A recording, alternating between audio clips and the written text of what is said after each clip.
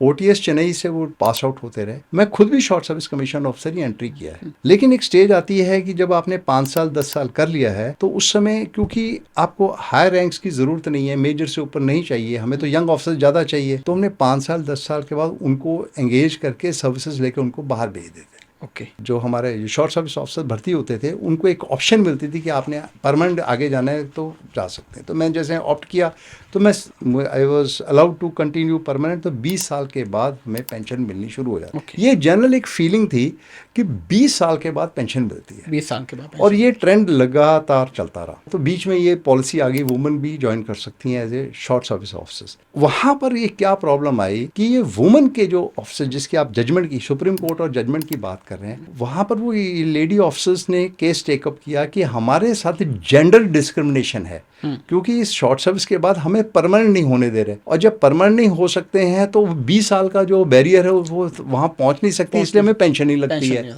The honourable supreme court उन्होंने judgement दी कि इनको इसके जजमेंट में बोला कि 14 साल तक अगर इन्होंने सर्विस की है, जो बैलेंस 6 ईयर्स अगर आपने परमानेंट उसको नहीं दिया तो deem to have completed 20 years के बेसिस पे उनको आप पेंशन देंगे। एक gender discrimination point of view से, और दूसरा deem to have completed 20 years के हिसाब से उनको ये जजमेंट उनको फेवर में आ गई। ऑल ओवर आर्मी, एयरफोर्स और नेवी के अंदर कोई भी वुमेन ऑफिसर जो ये 14 साल कंप्लीट करती है तो वो पेंशन की भी हकदार है।